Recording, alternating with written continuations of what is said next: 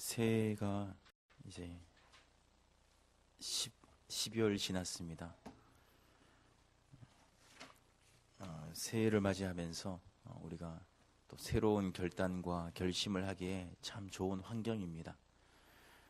그러나 우리 모두가 또 받아들이고 인정할 수밖에 없는 환경이 주는 새로움은 오래가지 못한다는 것을 우리가 다시 한번 2019년 새해 1월에 또 한번 확인하게 됩니다.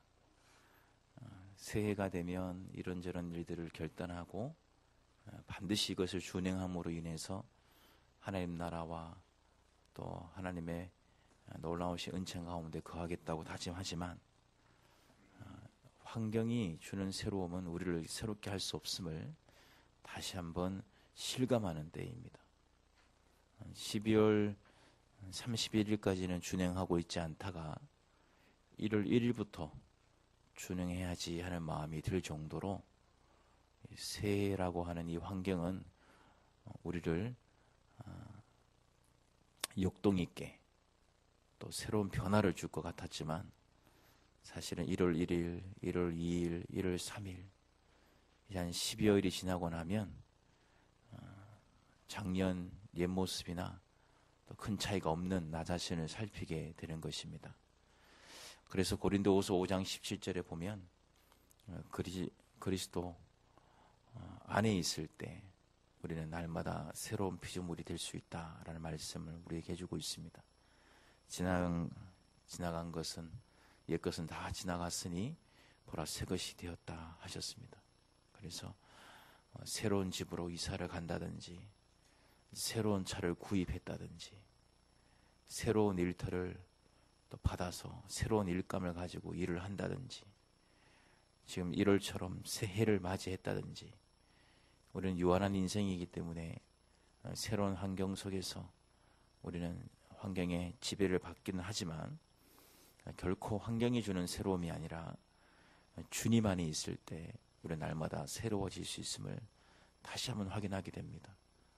그래서 오늘 이 시간에 우리가 다시 한번 나는 하나님 안에 있는가, 정말 하나님의 말씀 안에 있는가 하는 것을 다시 한번 우리가 돌아보는 아침이 되기를 원하고, 우리가 주님 안에서 나라를 생각하며 기도 아니할 수가 없습니다. 그래서 오늘 본문은 시편 147편 우리 12절부터 15절까지 말씀 가지고 올 한 해 주님 안에서 나라를 위하여 어떻게 기도하면 좋을까 하는 좋은 본문 말씀입니다. 먼저 13절을 보시면 그가 내 문빗장을 견고히 하시고 내 가운데 있는 너의 자녀들에게 복을 주셨으며 그랬습니다. 여기서 문빗장을 견고히 하신다. 이것이 하나의 기도 제목이 될 수가 있습니다. 문빗장을 견고히 하신다. 문빗장을 확고하게 잠근다는 것인데 바로 오늘 이 본문에서 문빗장을 견고히 하신다는 것은 바로 성내를 한 도성을 안전하게 지킨다는 의미입니다. 이것은 바로 오늘 우리가 쓰는 국가안보입니다. 안보라고 하는 것은 다른 나라의 침략이나 위협으로부터 국가의 주권과 국민을 안전하게 지키는 것을 안보라고 합니다. 북한에 핵이 있든지 없든지 주변 4대 열강이 강하든지 안 강하든지 그거와는 관계없이 한 나라의 주권과 한 나라의 국민이 안전하게 보호받고 지킴을 받을 수 있는 것, 이것이 안보입니다. 오늘 말씀 문빗장을 견고히 하시고 이게 국가안보라는 것이죠. 그래서 올 한 해 여러분 기도하실 때 하나님 대한민국의 문빗장을 견고히 하여 주옵소서. 그러면 하나님께서 다 이해하십니다. 시편 147편 문빗장을 견고히 하라고 하셨는데 하나님 조국 대한민국의 문빗장을 견고히 하셔서 국가안보를 지켜주십시오. 이렇게 기도하시면 말씀 붙잡고 기도하는 그 사람은 중언부언하지 않습니다. 내 말과 내 생각으로 기도하다 보면 중언부언하게 됩니다. 그래서 중언부언하지 않기 위해서는 하나님 말씀 가지고 하나님의 말씀을 붙잡고 하나님 말씀으로 기도하는 것입니다. 문빗장을 견고히 하옵소서. 우리 함께 따라하겠습니다. 문빗장을 견고히 하옵소서. 요즘만큼 국가안보 의식이 약화된 적은 없는 것 같습니다. 진실로 국가안보는 하나님이 지켜주신다고 오늘 말씀하고 있습니다. 그래서 그 하나님을 12절에 보니까 여호와를 찬송하고 그 하나님을 찬양하라고 기록하고 있습니다.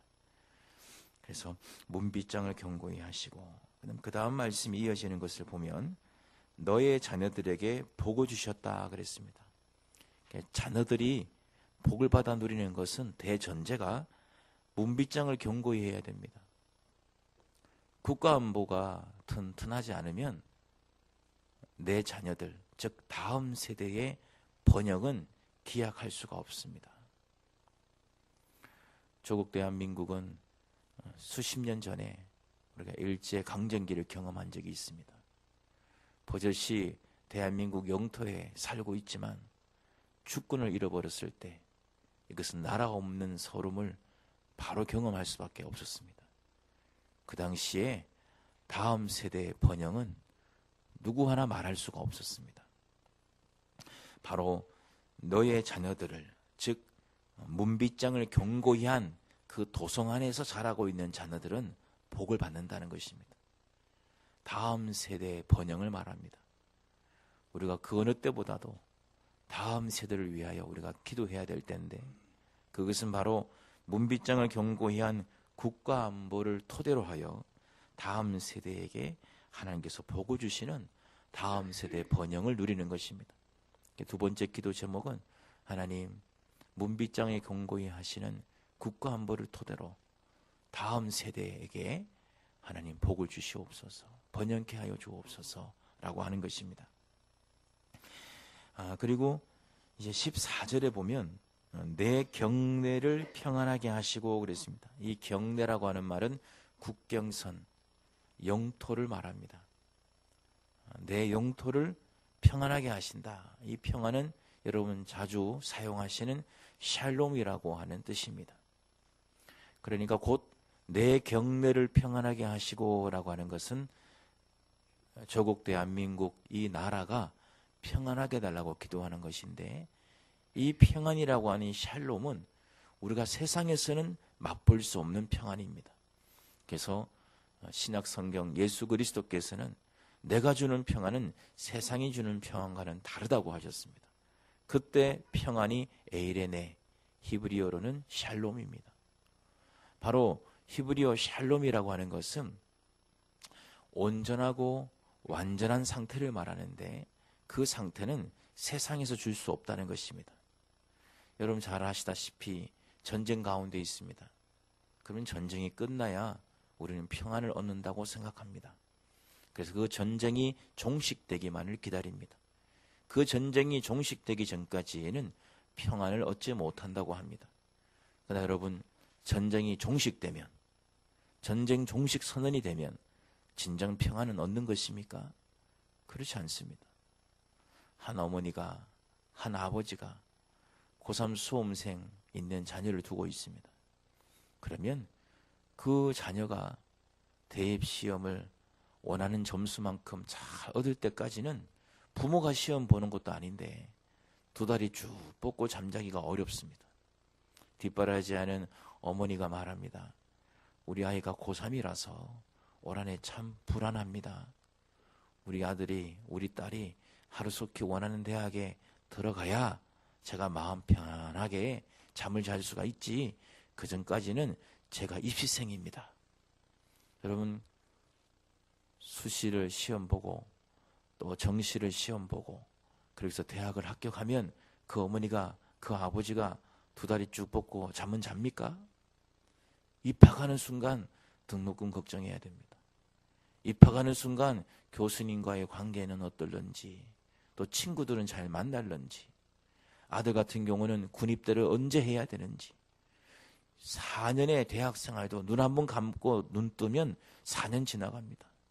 벌써 또 취업은 어떻게 해야 되는지, 결혼은 어떻게 시켜야 되는지, 그저 대학만 입학하면 두 다리 쭉 뻗고 대학 입학이라고 하는 것이 나에게 평안을 줄 것 같았지만은 또 하나의 문제 해결되어지면 또 하나의 문제가 툭 튀어 올라와서 또 나를 불안하게 만들고, 그거 해결되어지면 또 평안이 올 것 같지만은 그 문제 하나 해결되어지면 또 하나 툭 튀어 올라와서 자녀 문제입니까?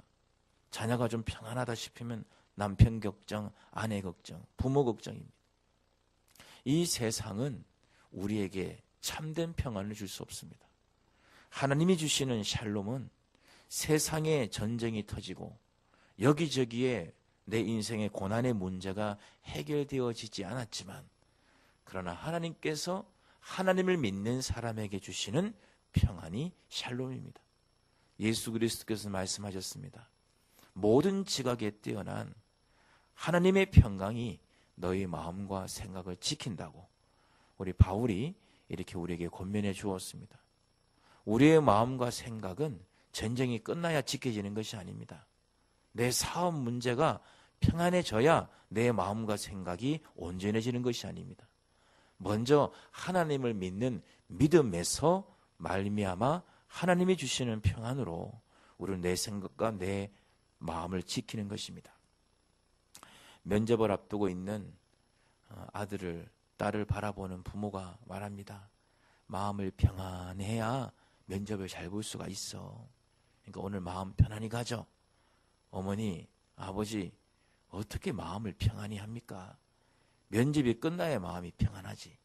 면접을 앞두고 있는데 어떻게 마음을 편안히 합니까? 아니야. 그래야 마음이 평안해야 면접을 잘 봐. 마음이 불안하면 면접을 못 봐. 네가 아무리 실력이 좋아도 면접관 앞에서 마음을 평안하게 있어야 네 생각도 잘 날 것이고 그동안 공부했던 거 다 기억날 것이고 마음이 일단 평안해야 돼. 여러분, 자녀는 그 말귀를 못 알아먹습니다. 면접이 안 끝났는데 어떻게 마음을 평안히 가지라는 겁니까? 면접이 끝나야 마음이 평안하지. 그러나 부모는 말합니다. 마음이 먼저 평안해야 면접을 잘 볼 수가 있다고. 그 부모 중에 또 한 분이 자동차 면허 시험을 보러 가요. 아들아, 딸아, 걱정이 돼서 큰일 났다. 내일 자동차 시기를 보러 가는데 어쩌면 좋겠냐. 내가 모든 이수 시간을 다 준수하고 다 했지만은 너무 떨린다. 자녀가 하는 말이, 어머니, 저 지난번에 면접 보러 갈 때 말씀하셨잖아요. 마음이 평안해야 시험을 잘 봅니다. 마음을 평안히 가지십시오. 어머니가 하는 말이, 어떻게 마음이 평안할 수가 있냐. 오늘 시험 보러 간다니까. 내가 필기 시험 다 하고 실기 시험 다 시간 이수했지만은 오늘 이거 떨어지면 다 끝나는 거야. 어머니, 그러니까 마음을 평안히 하셔야 된다니까요. 여러분, 모두가 마음이 평안해야 공부한 것이나 익힌 기술이나 그동안 쌓아왔던 경험들을 잘 활용할 수 있다는 것을 알고 있지만은 우리는 그 문제가 해결되지 않고는 마음이 평안할 수 없다는 것을 실감하곤 합니다. 그러나 이것은 우리가 받아 누릴 수가 있습니다. 바로 주를 믿는 믿음 안에 있을 때 우리 하나님이 주시는 그 샬롬, 그 평강으로 우리는 마음을 지키고 생각을 지킬 수가 있는 것입니다. 오늘 말씀에 보면 내 경내를 평안하게 하시고, 조국 대한민국이 진정 나라가 평안하려면 믿음 안에 있어야 합니다. 저 북한이 비핵화를 선언하면 조국 대한민국이 평안을 정말 얻는 것입니까? 러시아가 잠잠하고 중국이 잠잠하고 미국이 잠잠하며 일본이 잠잠하면, 소위 세계 4대 열강이 잠잠하면 조국 대한민국은 평안을 성취하는 것입니까? 그렇지 않습니다. 하나님이 평안을 주셔야 되는 것입니다. 하나님을 우리가 온전히 믿을 때만이 우리가 평안한 것입니다. 미국이 우리와 가까이 있다고 해서 우리가 평안한 것이 아닙니다. 일본이 우리나라를 이해해 준다고 해서 경내가 평안한 것이 아닙니다. 조국 대한민국 모든 국민들이 하나님을 철저하게 믿을 때, 하나님 말씀 안에 있을 때 우리는 평안을 얻게 되는 것입니다. 가만히 생각해 보면 우리의 믿음의 부모들, 우리의 믿음의 손조들은 이 평안을 누렸습니다. 많이 못 배웠습니다. 잘 먹지 못했습니다. 정말 눈 뜨면 오늘 하루 살아갈 길이 너무나 힘들었습니다. 그런 모습을 우리는 보고 자랐습니다. 그러나 가만히 생각해 보면 그때 그 부모님은 마음에 평안이 있었어요. 먹고 살기 어렵고 배우고 익히기가 어렵고 나라가 훨씬 더 힘들고 어려웠지만은 정말 단순하게 하나님만을 의지했습니다. 그 하나님만을 의지하는 그 믿음의 선조들이 누리고 있었던 그 평안은 지금 배울 만큼 배우고 먹을 만큼 먹고 국가 경쟁력이 이전보다 훨씬 더 좋아진 시대에 살고 있지만 믿음의 선조들보다 우리는 더 불안해하고 더 두려워하고 있습니다. 그 이유는 바로 믿음입니다. 하나님을 전적으로 의지하고 신뢰하는 그 믿음을 우리가 가지고 있을 때 우리는 먼저 하나님이 주시는 선물 평안을 받습니다. 그 평안을 누립니다. 그 평안을 나누게 되는 것입니다. 그럴 때 주변 사람들이 나보다 적게 가지고 나보다 더 어려운 것 같은데 내가 누리지 못하는 저 평안을 그 사람은 누리고 있구나. 그 평안이 어디서 왔는가? 바로 하나님께로부터 받아 누리고 있음을 알기에 너가 믿는 하나님을 내가 한번 믿었으면 좋겠다라고 하나님께로 나아오게 되는 것입니다. 14절에 내 경내를 평안하게 하시고, 바로 우리가 믿음 안에서 하나님이 주시는 샬롬을 받아 누릴 수 있기를 소망합니다. 그 다음 말씀이 이어지는 것이 아름다운 밀로 너를 배불리시며 그랬습니다. 아름다운 밀이라고 하는 것은 최고로 질 좋은 통통한 밀을 말합니다. 이 밀을 배불리 먹인다는 것은 오늘 우리가 쓰는 말로 바꾸면 경제성장입니다. 민생안정입니다. 민생안정, 경제성장을 이루기 위해서는 대전제가 경내를 평안하게 하시고입니다. 믿음으로 하나님 안에서 평안을 먼저 누리는 것이 우선순위입니다. 먹고 사는 문제가 힘들다고 민생안정, 경제성장 우리가 선언하지만 민재성장과 경제성장 그 이전에 먼저 우리가 관심을 가져야 될 것은 하나님을 온전히 믿음으로 말미암아 받아 누리는 평안을 얻고 그 이후에 아름다운 밀로 배불리시는 역사를 추구하는 것입니다. 사랑하는 자를 위하여 날마다 기도했던, 즉 요한 3서에 보면 내 영혼이 자유된 같이 범사가 자유되고 강건하기를 원하노라. 영혼이 자유되고 범사가 자유되고 범사가 자유되고 강건한 것은 유한한 인생을 사는 피조물, 우리 인간들에게는 정말 절실한 기도 제목입니다. 범사가 자유돼야 됩니다. 또 육이 강건해야 됩니다. 그러나 우선순위가 있어요. 내 영혼이 자유된 같이 마치 그것처럼 범사가 자유되고 육체가 강건하기를 기도하는 것입니다. 우선순위입니다. 우리는 사랑해야 됩니다. 그다음 우선순위가 하나님을 먼저 사랑합니다. 그리고 이웃을 사랑하는 것입니다. 하나님을 온전히 사랑하지 못하는 자가 이웃을 사랑한다고 말해본들 그 사랑 안에는 인본주의밖에 없습니다. 우선순위, 순서가 중요합니다. 바로 아름다운 밀로 너를 배불리시며 민생 안정과 경제 성장을 추구하기 전에 먼저 우리는 영혼이 자유돼야 될 줄로 믿습니다. 그래서 하나님을 믿는 믿음으로 경내가 평안하게 하시고 그 다음으로 아름다운 밀로 우리를 배불리어 주시옵소서. 이 13절 14절로 네 가지가 다 나옵니다. 내 문빗장을 견고히 하시고 국가안보, 그 도성 안에서 자라는 자녀들에게 복을 주시고 다음 세대 번영, 경내를 평안하게 하시고 나라 평안, 아름다운 밀로 너를 배불리시며 민생 안정과 경제 성장입니다. 올 한 해 동안 여러분 13절 14절 말씀 붙잡고 국가 안보와 다음 세대 번영과 또 나라 평안과 민생 안정과 경제 성장을 위하여 기도하신다면 이 말씀대로 우리 하나님이 역사해 주실 줄로 믿습니다. 15절 말씀이 걸작입니다. 우리 한번 읽어볼까요? 그의 명령을 땅에 보내시니 그의 말씀이 속히 달리는도다. 참 재미있는 표현입니다. 하나님의 말씀이 속히 달린다.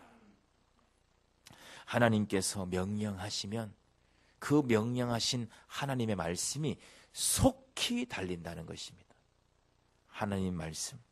이 말씀은 시편 33편 9절에서 이 말씀을 표현해 본다면 그가 말씀하심에 이루어졌으며 명령하심에 견고히 섰도다. 이렇게 표현할 수가 있겠습니다.